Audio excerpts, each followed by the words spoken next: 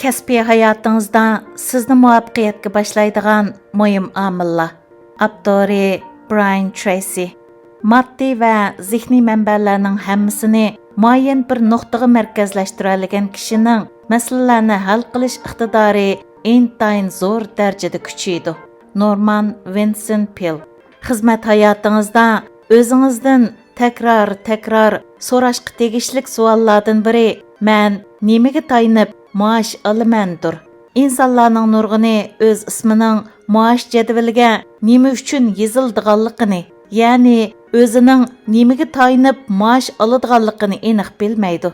Agar sizmi ismingizning nimishqa maaş jadvalidan o'rin oldiganligini va sizdan nimalarni ro'yobga chiqarishingiz talab qilindiganligini bilmasangiz, bu ishlarni qo'lingizdan kelishicha eng yaxshi qila olishingiz, yukselishingiz va maoshingizning texmi o'sishi ba'zi mushkul deganlikdir.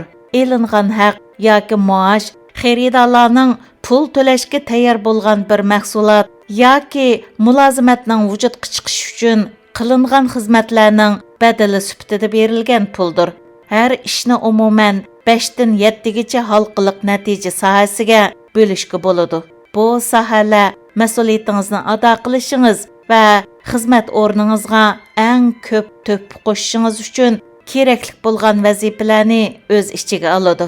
Mazkur sohalar badanning qon besimi, tomir so'qishi, nafas ritmi va miya elektr to'lqini qatorliq ko'rsatkichlarda ifodalangan favqulodda muhim funksiyalarga o'xshaydi.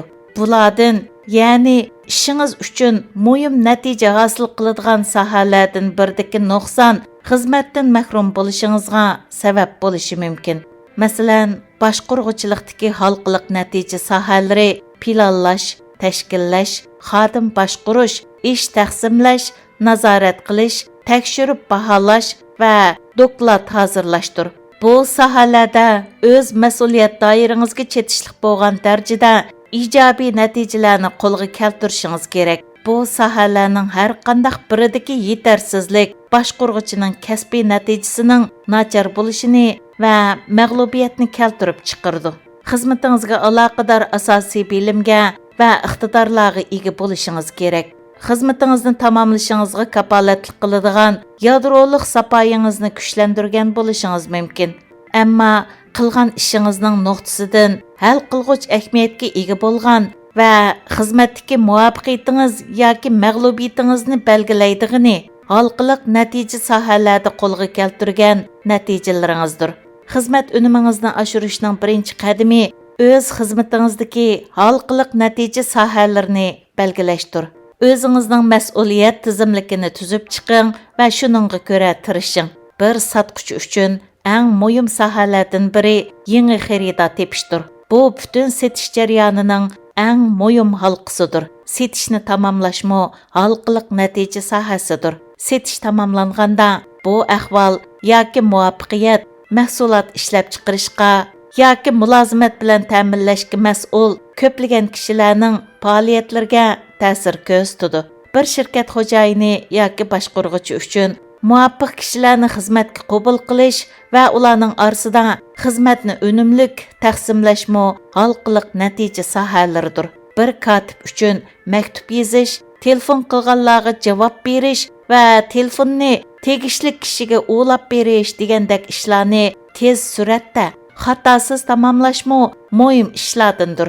Xizmatchining mushu vazifalarni tez va unumli ado qilish iqtidori uning qanchalik maosh elishi, shundaqla o'sish, o'salmasligiga zo'r darajada ta'sir ko'rsatadi. O'zingizga nomer qo'ying. Halqiliq natija sohalaringizni belgilab bo'lgandan keyin ikkinchi qadamda shu sohalarning har birida o'zingizga 1dan 10gacha nomer qo'ying. O'zingizning qaysi sohalarda kuchlik, qaysi sohalarda ojiz ekanligingizga, qaysi sohalardagi ifodangizning yaxshi, qaysi sohalardagilarning nachar ekanligiga qarang. Qoida, siz eng ojiz bo'lgan halqiliq natija sohasi sizning boshqa mahorat va iqtidoringizni qanchalik joriy qildira olishingizga ta'sir ko'rsatadi. Bu qoidaga ko'ra siz 7 halqiliq natija sohasining 6sida to'liq munavvar bo'lishingiz, ammo 7-sidagi natijangiz nachar bo'lishi mumkin. Bu xil ahvolda aşı 7-ci soatdagi tövan natijangiz sizni orqaga so'rab, boshqa barliq iqtidorlaringizni qanchalik joriy qildira olishingizni cheklab turadi. Bu xil yetarsizlik sizning unumdorligingizni tovanlatadigan yuk. Shundaqla boshqalar bilan orangizdagi so'rkilishning va mag'lubiyatning o'ksimas manbasi bo'lib qoladi. Masalan, ish taqsimlash boshqurg'ichining halqiliq natija sohasidir. Bu mahorat boshqurg'ichining boshqurishiga, boshqalar orqali ko'zlagan natijani qo'lga keltirishiga yordam beradigan ochqushliq tayinish nuqtasidir. Ishlarni to'g'ri usulda taqsimlay olmaydigan boshqurg'ichi o'zining boshqa barliq mahoratlarini eng yuqori unumda joriy qildirish imkoniyatidan mahrum qoladi. Ish taqsimlashdagi yetarsizliklar uning xizmati tamoman mag'lub bo'lishiga sabab bo'la oladi. Xizmat o'rnida ishlarning orqaga surilishining va kechikishning eng asosli sabablaridan biri kishilarning ilgari o'zi yaxshi tamomlay olmagan vazifalardan qechishidir.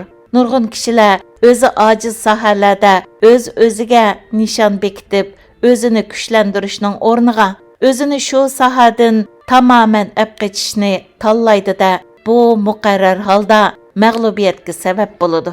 Muayyan bir sohadagi iqtidoringiz qancha kuchaygan siri shu ishni qilishga bo'lgan rag'batingizmi shuncha oshadi.